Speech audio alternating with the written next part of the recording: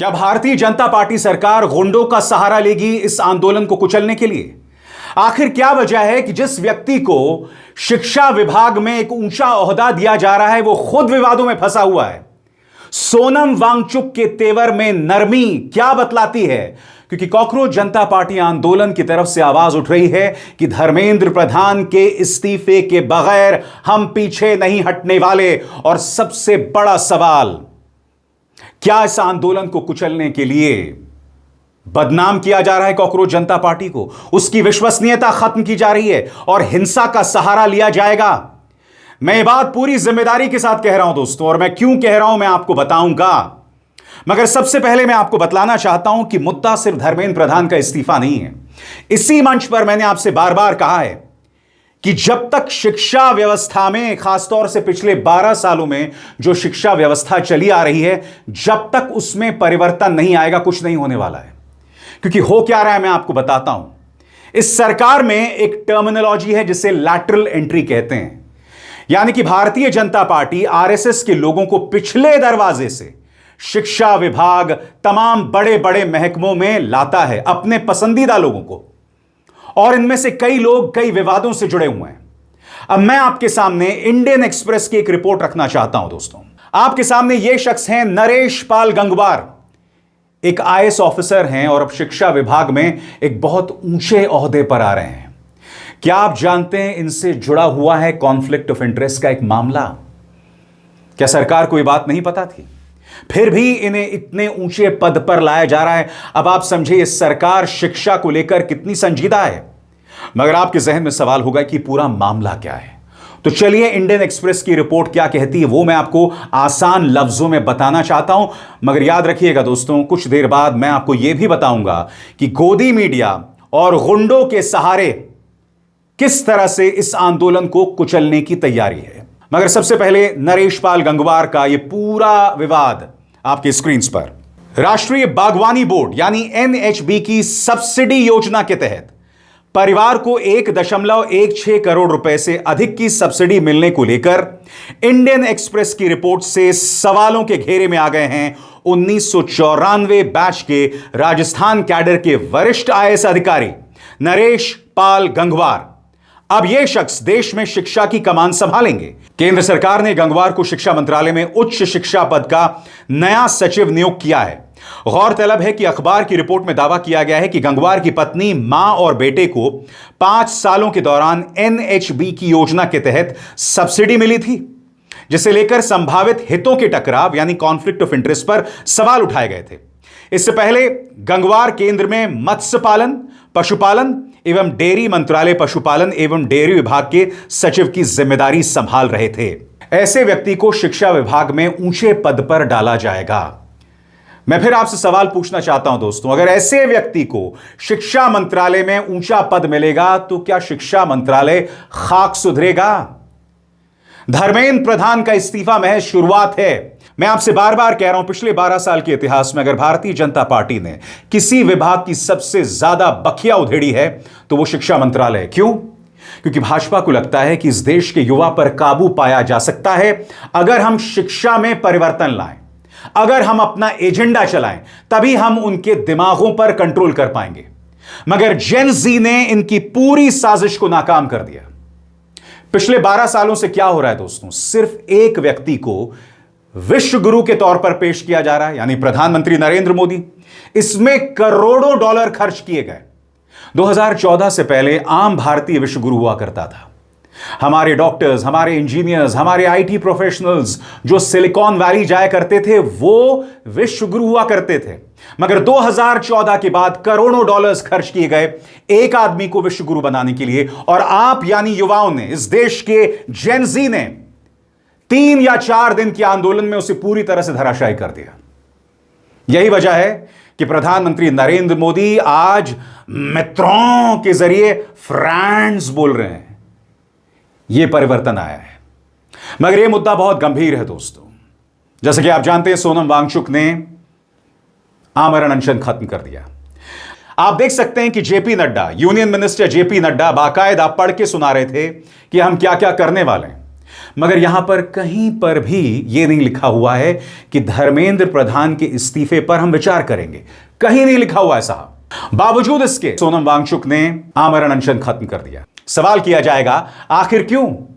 क्या वजह है कि इस तरह की नरमी आई? हालांकि मुझे खुशी है कि अभिजीत दिपके ने बयान जारी किया कि धर्मेंद्र प्रधान के इस्तीफे से कम हम कुछ नहीं मानने वाले हैं। तो कम से कम जो लोग आंदोलनरत हैं वो उस बात का जिक्र कर रहे हैं। और मैं बार बार कह रहा हूं, धर्मेंद्र प्रधान के इस्तीफे से बात नहीं बनने वाली है। क्यों? क्योंकि शिक्षा विभाग इस वक्त संकट में है। आप देख सकते हैं, नरेश पाल गंगवार जैसे शख्स को इतने ऊंचे ओहदे पर लाया गया है और उनसे जुड़ा हुआ है कॉन्फ्लिक्ट ऑफ इंटरेस्ट का मामला। उनके परिवार को 1.16 करोड़ की सब्सिडी दे दी गई। क्या किसी को भी करोड़ों की सब्सिडी दे दी जाती है? अभी हाल ही में इंडियन एक्सप्रेस ने खबर की थी कि एक और मंत्री को सब्सिडी मिल गई थी। इस तरह से यह चल रहा है सरकार में। और दूसरी तरफ इस आंदोलन को कुचलने के लिए कई तरीके आजमाए जा रहे हैं और इसकी तरफ मैं आपका ध्यान खींचना चाहता हूं। सबसे पहले दोस्तों, मैं आपको बतलाना चाहता हूं कि किस तरह से भारतीय जनता पार्टी के 2 रुपल्ली ट्रोल्स इस आंदोलन को बदनाम कर रहे हैं। और यह बदनाम कई स्तरों पर किया जा रहा है। नंबर 1, प्रोपेगेंडा के जरिए, नंबर 2, गोदी मीडिया के जरिए, और नंबर 3, धमकाने और हिंसा के जरिए। मगर सबसे पहले झूठ। जैसा कि आप देख सकते हैं दोस्तों, ये कोई 2 रुपल्ली ट्रोल्स हैं, कोई बग्गा है, कोई सिन्हा है, कोई अनसटल देसी है। ये लोग एक झूठ चला रहे हैं इस आंदोलन के बारे में कि यहां पर नाराए तकबीर, अल्लाह अकबर के नारे लगाए जा रहे हैं। इस नारे में कोई प्रॉब्लम नहीं है, मगर जो आंदोलन हो रहा है, यानी कॉकरोच जनता पार्टी का आंदोलन, ये एक धार्मिक आंदोलन नहीं है। यहां पर एक मुसलमान खड़े होकर कह रहा है कि इस देश का मुसलमान भारत माता की जय, जय श्री राम सबके नारे लगाएगा और नाराए तकबीर का भी नारा लगाएगा। जानबूझकर एक खास हिस्से का इस्तेमाल कर रहे हैं ये 2 रुपल्ली घटिया ट्रोल्स, भाजपा के घटिया ट्रोल्स, और आपको झूठ पेश कर रहे हैं। इस तरह से बदनाम किया जा रहा है आंदोलन को। देखिए, दरअसल उस शख्स ने नारा क्या लगाया था। एक बहुत खूबसूरत बात कही थी, एक बहुत सेक्युलर बात कही थी, और जाहिर सी बात है सेक्युलर शब्द भाजपा को समझ नहीं आता है। सुनिए उस शख्स ने कहा क्या था और किस तरह से कांट छाट कर आधा अधूरा बयान पेश किया गया। सुनिए उसने क्या कहा था। कौन कहता है कि हम मुसलमान भारत माता की जय, जय श्री राम और नहीं बोलते? हम बोलते हैं, हम एक हैं, हम एक हैं। जय श्री राम, भारत माता की जय, नारे तकबीर। और अब एक जरूरी संदेश, सच के इस सफर में मेरा साथी बनिए, मेरा चैनल ज्वाइन कीजिए और इनमें से एक विकल्प, एक ऑप्शन चुनिए। शुक्रिया। और बात वहां नहीं रुकती दोस्तों। गोदी मीडिया जो लगातार बदनाम कर रहा है, मैंने देखा एनडीटीवी कह रहा है पाकिस्तान लिंक है, फिर एक और रिपब्लिक का पगला है, वो कहने लगा इसमें चाइनीज लिंक है, अमेरिकन लिंक है। अरे भाई फैसला तो कर लो, क्या चाइना, अमेरिका, पाकिस्तान सब मिले हुए हैं? मैं आपको एक छोटी सी मिसाल दिखाना चाहता हूं। ये आजाद भारत का सबसे वाहियात चैनल है। ये देखिए, चीन ने रची तख्ता पलट की साजिश, Bangladesh Jaish e Mohammed now extend support to CJP, Pakistan से मिली ट्रेनिंग। क्या माना जाए कि सौरव दास, अभिजीत दिपके, सोनम वांगचुक पाकिस्तान गए थे? यानी कि कुछ भी चल रहा है आंदोलन को बदनाम करने के लिए। मैं फिर आपसे पूछना चाहता हूं दोस्तों, जो लोग सड़क पर उतरे हैं वो हमारे बच्चे हैं, हमारे अपने भाई बहन हैं। क्या आप उन्हें देशद्रोही बताएंगे? वो लोग अपनी मांग लेकर जमीन पर उतरे हैं, मगर उन्हें लगातार बदनाम किया जा रहा है। एक तरफ ये सरकार बातचीत का ढोंग करती है और दूसरी तरफ समानांतर तौर पर देखिए किस तरह से बदनाम किया जा रहा है। और सबसे बड़ी बात, हिंसा की धमकी। अब एक व्यक्ति मैं आपको बताता हूं दोस्तों, अपने आप को गौरक्षक बताता है।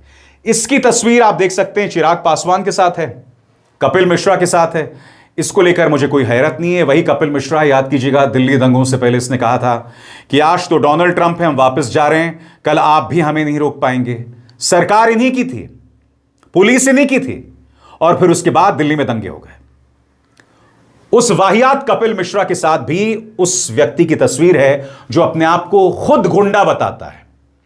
और इसने क्या कहा, सुना जाए। आई तो जो लोग पूछ रहे थे कि सिविल में कुछ गुंडे कहाँ से आ गए, वो लोग तो पुलिस वाले थे, लेकिन रियल गुंडे का एंट्री तो अब हुआ है। और गुंडागर्दी क्या होता है दिल्ली के अंदर वो अब हम लोग बताएंगे। पूरा दिल्ली के अंदर पूरा घूम रहे, रैकी मार रहे, एक भी कॉकरोच नहीं मिल रहा है। दिल्ली पुलिस के सम्मान में अभी तो कुछ ही सनातनी मैदान में उतरे हैं।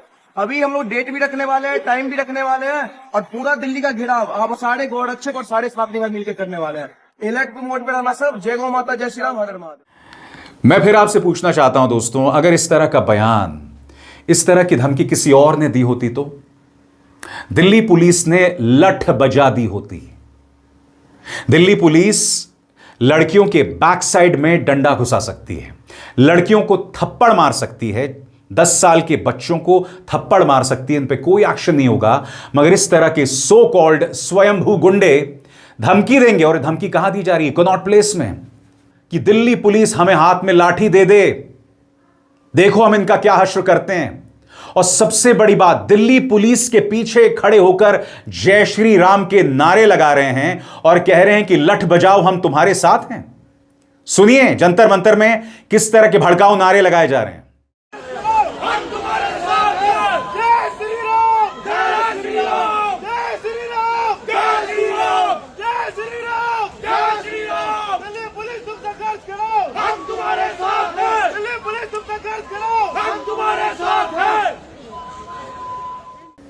अब आपको क्या लगता है, इन गुंडों का जवाब कॉकरोच जनता पार्टी आंदोलन में जो युवा हैं वो नहीं दे सकते? मगर समझिए साजिश क्या है।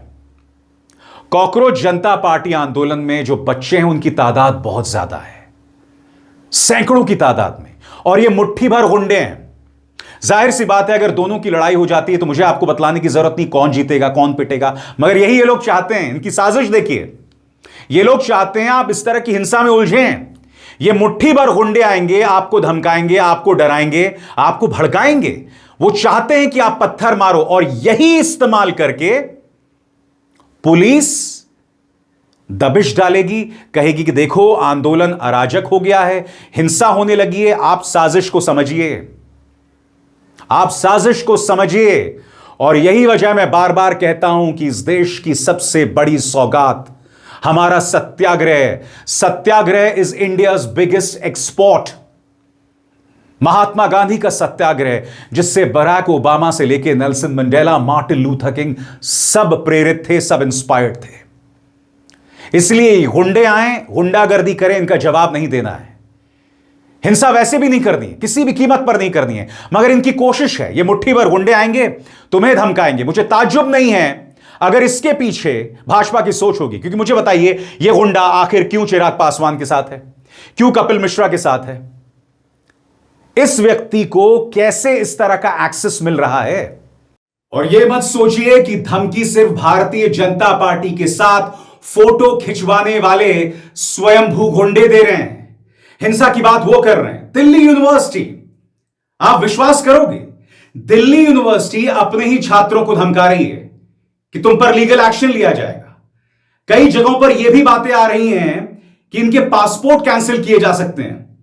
मगर मैं आपका ध्यान खींचना चाहता हूं कि दिल्ली यूनिवर्सिटी अपने छात्रों को किस तरह से धमकी दे रही है। माफ कीजिएगा, मगर आप तो अंग्रेजों से भी बदतर हैं। आप अपने ही नागरिकों को इस तरह की धमकी दे रहे हैं, और राहुल गांधी ने इस पर प्रहार किया है। सबसे पहले गौर कीजिएगा एक एक शब्द पर जो बात दिल्ली यूनिवर्सिटी ने कही है आपके स्क्रीन पर। प्रिय छात्रों और फैकल्टी, आपकी सुरक्षा हमारे लिए बहुत जरूरी है। कृपया ध्यान रखें कि नई दिल्ली के जंतर मंतर पर किसी भी गैर कानूनी भीड़ या प्रदर्शन में शामिल होने पर कानूनी कार्रवाई हो सकती है। माननीय सुप्रीम कोर्ट के निर्देशों के मुताबिक जंतर मंतर पर प्रदर्शन को लेकर सख्त नियम हैं। मैं आपसे एक बात पूछना चाहता हूं, सुप्रीम कोर्ट ने कहीं पर कहा है कि जंतर मंतर पर प्रदर्शन नहीं हो सकता? और जहां तक हिंसा की बात है, इस बात के कोई प्रमाण नहीं मौजूद हैं कि ये छात्र हिंसा कर रहे हैं। यह बार बार सामने उभर कर आ रहा है कि 20 जुलाई को भी सबसे पहले लाठी और आंसू गैस के गोले पुलिस ने छोड़े। जो हुआ प्रतिक्रिया स्वरूप हुआ, और दिल्ली यूनिवर्सिटी इस तरह से अपने छात्रों को धमका रही है। आगे ऐसी गतिविधियों में शामिल होने से छात्रों की सुरक्षा को गंभीर खतरा हो सकता है, साथ ही उनकी पढ़ाई और आगे मिलने वाले करियर के मौकों पर इसका बुरा असर पड़ सकता है। यानी कि न सिर्फ पढ़ाई, बल्कि अब धमकी दी जा रही है करियर को लेकर भी। यानी कि अगर तुम यहां जाओगे तो तुम्हारे करियर पर आंच आ सकती है। इनको वाकई शर्म नहीं आती दोस्तों। और अब भी भाजपा ये बताना चाहती है कि इस देश में लोकतंत्र है। आगे इसीलिए सभी छात्रों से अपील है कि वे जंतर मंतर से दूर रहें, अपनी सुरक्षा को सबसे पहले रखें और कानून का पालन करें। साथ ही सावधान रहें, क्योंकि हालात को और भड़काने के लिए बड़ी मात्रा में फर्जी और गुमराह करने वाली जानकारी बनाई और फैलाई जा रही है। क्या दिल्ली यूनिवर्सिटी बताएगी कि जो गुंडे भाजपा के नेताओं के साथ दिखाई देते हैं उनके बारे में आपका क्या कहना है? बताइए, क्या आपकी हिम्मत है दिल्ली पुलिस से कहने की जो गुंडे आपके छात्रों को धमका रहे हैं उनके बारे में आप कुछ कहें? राहुल गांधी ने इस पर कड़े तेवर अपनाए हैं। उनका बयान आपकी स्क्रीन पर, अंग्रेजी में बयान, इसका हिंदी में तर्जुमा। राहुल गांधी यहां पर कह रहे हैं कि दिल्ली यूनिवर्सिटी अपने छात्रों को धमकाना बंद करें। बकौल राहुल गांधी, जब सत्ता बदलेगी तो सबका हिसाब होगा। वाकई दोस्तों, जब सत्ता बदलेगी तो सबका हिसाब होना भी चाहिए। और सबसे बड़ी बात, दिल्ली यूनिवर्सिटी ने धमकी दी तो जेएनयू पीछे कैसे रह सकता है? जेएनयू ने कहा है, in accordance with the honourable supreme courts directions on public demonstrations, you are requested to refrain from participating in or visiting gatherings at or around Jantar Mantar. यानी जंतर मंतर मत पहुंचिए, आप ऐसा मत कीजिए वरना आप पर एक्शन होगा। इन्हें शर्म आती है? जिन पुलिस वालों ने थप्पड़ मारे, बच्चियों को मारा, सेक्सुअल असॉल्ट किया, जी हां, जब आप किसी के प्राइवेट पार्ट में डंडा मारते हैं या घुसाते हैं तो वो सेक्सुअल असॉल्ट है। और सबसे बड़ी बात, ये पिंकी चिंकी मिंकी आके धमकाने लगते हैं। और फिर ये हिंदू रक्षा दल का पिंकी आ गया है कि पिछवाड़े लाल करेंगे। ये लोग सब जा रहे हैं आपको धमकाने के लिए, आपको भड़काने के लिए, और सारी कोशिश यही है कि आंदोलन को बदनाम किया जाए। और पुलिस क्या करेगी कि भाई अराजक हो गया है, हिंसा हो गई है, दबिश डालो, पिटाई करो, और फिर सड़क पर लहू होगा। सुनिए पिंकी किस तरह से धमकी दे रहा है। आज उनको ठीक करने का काम, उनको मुंह तोड़ जवाब देने का काम, उनके पिछवाड़े लाल करने का काम अब हो गया है। हिंदू रक्षा दल ने आह्वान कर दिया है।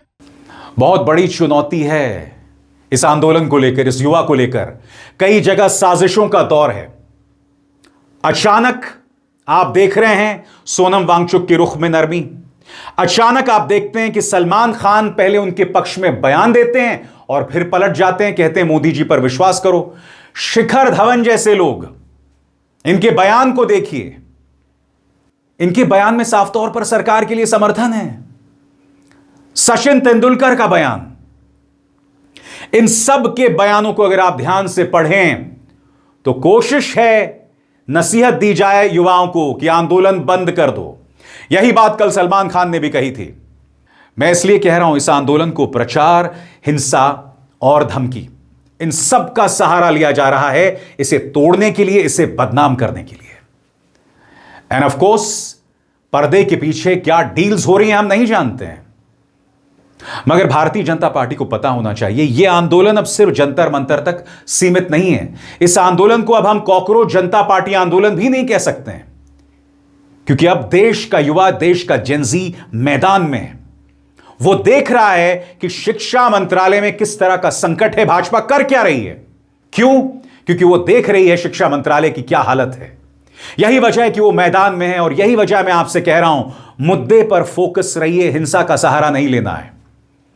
धर्मेंद्र प्रधान का इस्तीफा महज शुरुआत है। मुद्दा यहां पर यह है कि क्या यह सरकार सुधरेगी, बाज आएगी, जो ये लोग शिक्षा मंत्रालय की बखिया उधेड़ रहे हैं। और अब धर्म का सहारा लिया जा रहा है। साहब कह रहे हैं सनातनी अब मैदान में है। मैं आपसे सवाल पूछना चाहता हूं, ये कैसे सनातनी हैं जो हिंसा का सहारा लेते हैं, जो पिछवाड़ा लाल करने की बात करते हैं? बताइए, बच्चों को मारोगे तुम, और तुम जो घर में बैठ के बुजुर्ग, मेरे जैसे मां बाप जो अंधभक्त हैं, क्या तुम अपने बच्चों को इस तरह से कुचलते हुए देखोगे? तुम्हारे बच्चों पर जब लाठियां पड़ेंगी, क्या ये चाइनीज एजेंट है? क्या ये पाकिस्तानी या बांग्लादेशी एजेंट है? क्या इस कदर तुम ब्रेन वॉश हो गए हो? शर्म नहीं आती तुमको? बाज आओ, जाग जाओ। और इस मंच पर पूरी बेबाकी के साथ, पूरे फैक्ट्स के साथ मैं मुद्दे लाता रहूंगा, यह मेरा वादा है। अब हिसार शर्मा को दीजिए इजाजत। नमस्कार।